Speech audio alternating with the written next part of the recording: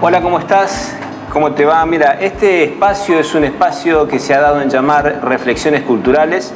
Yo soy Sandro Adrián Álvarez y te quiero ofrecer en esta oportunidad y en las sucesivas un poco de reflexiones culturales, ya sea mechado con escritores, con escultores, con pintores, con también estrellas del espectáculo también, ¿por qué no?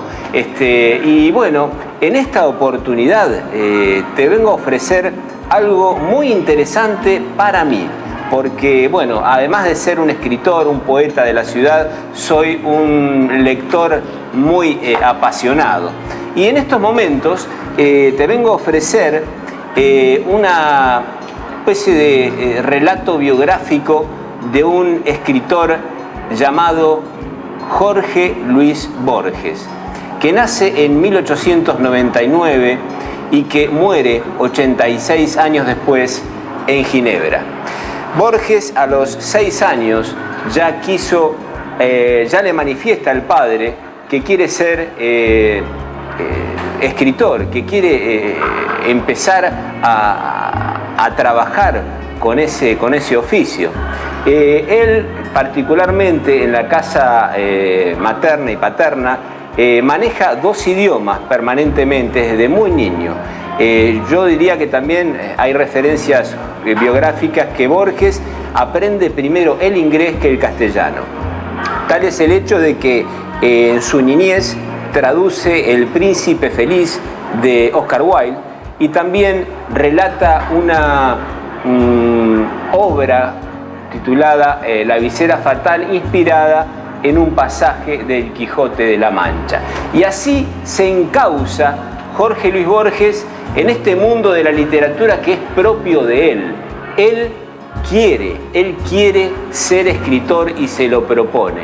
Pero él tiene una herramienta muy importante dentro de su vida particular, que es yo diría, la biblioteca del padre en donde está encapsulado en su niñez, ¿no es cierto? Le lega el padre su biblioteca. Pasan los años, la familia Borges tiene que emigrar a Ginebra debido a un problema de salud en la vista del padre de Borges. Bueno, y ahí a los 1919, 1918, transcurre sus 3 o 4 años en el secundario, en un bachillerato allá en Ginebra. Después la familia regresa a España y él se siente un poco tocado y tomado por el ultraísmo. Ese ultraísmo que diríamos es un poco el futurismo, es un poco una mezcla de distintas pasiones de aquellos poetas y escritores de España, ¿no es cierto?, en donde él se siente también encapsulado, ¿no? Se siente apasionadamente tomado por esa influencia, el ultraísmo en España. Luego, en 1922, 1921, exactamente, no sé el año, bueno, habría que rastrearlo, él regresa a Buenos Aires con su familia y ahí Borges encuentra en el Buenos Aires, en el Zaguán, en la Puerta Cancel, en los distintos caseríos de Buenos Aires de aquel entonces, estamos hablando de 1920, su pasión por la observación, su exaltación por las distintas formas de ese Buenos Aires que él, yo diría que interiormente añoraba. Interiormente él se sentía que tenía necesidad de volver a ese Buenos Aires en el cual nació. Entonces ahí empieza a escribir una serie de poemas, una serie de escritos que lo llevaría a la materialización de el libro Fervor de Buenos Aires. Ese fue su primer libro y anecdóticamente quiero agregar que la primera edición constaba de 300 ejemplares cuyas páginas, fíjate vos, cuyas páginas no estaban enumeradas. Y él tomó la actitud de regalarlo a distintos amigos y poetas de la época, ¿no es cierto? Después tenemos, bueno, ahí en Fervor de Buenos Aires, él dice décadas después, Borges manifiesta décadas después, que en Fervor de Buenos Aires está concentrada en forma secreta, que solamente él lo puede ver, toda su posterior desarrollo de su obra literaria. Está en Fervor de Buenos Aires su secreto máximo en los 50 libros que ha escrito posteriormente. Después tenemos Cuadernos de San Martín, después tenemos Lunas de Enfrente, después tenemos Inquisiciones y décadas después Otras Inquisiciones, que es un libro de ensayo muy llamativo de Jorge Luis Borges, y después hay una especie de periplo en donde es un poco tomado por su inevitable ceguera, ya que hereda esa ceguera, y en 1950 se le declara un poco más pronunciadamente su problema de vista. Yo quiero acá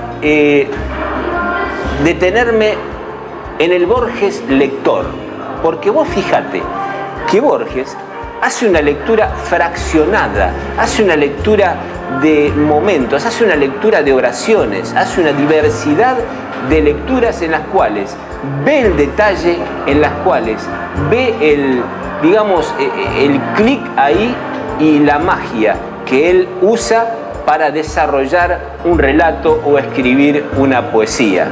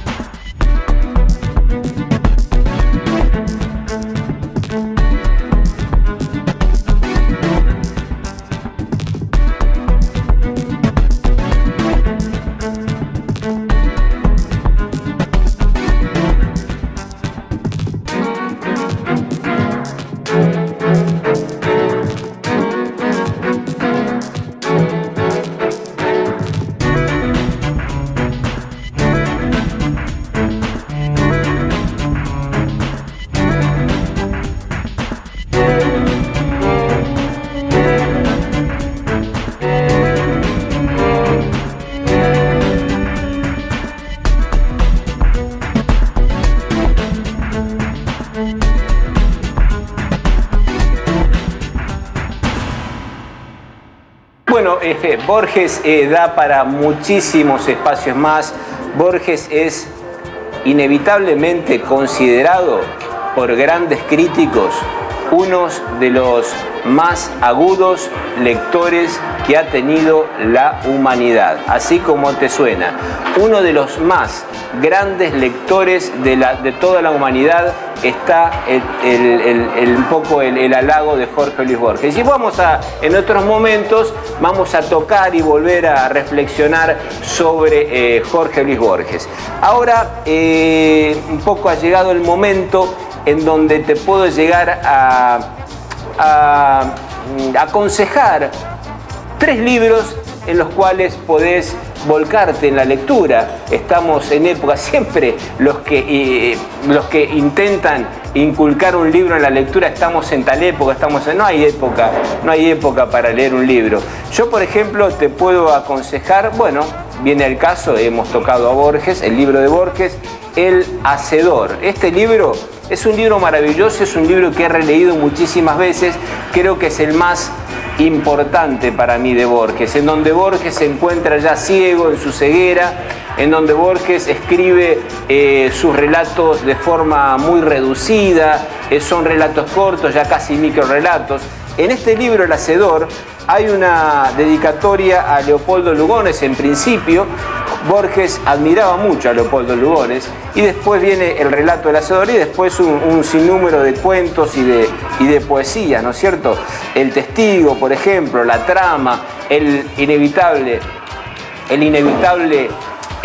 relato metafísico en donde Borges dice Borges y yo.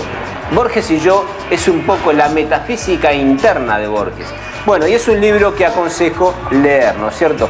Otro libro que aconsejo leer, que hace muchísimo tiempo se escribió, que lo escribió un tal Ricardo Guiraldes, es Don Segundo Sombra, que tal vez te hayan leído en el secundario. Don Segundo Sombra es un libro apasionante, es un libro testigo de la vida de Ricardo Guiraldes.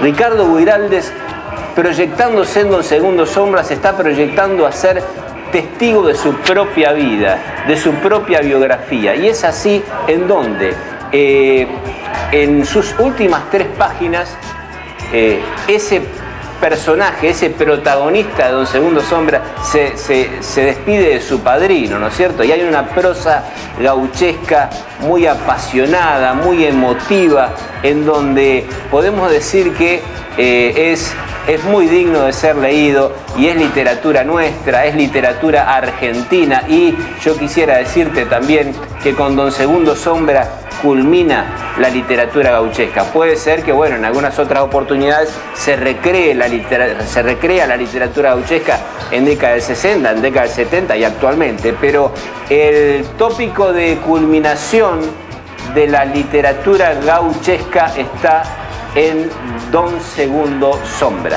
Bueno, y el tercer libro que les quiero aconsejar, un poco humildemente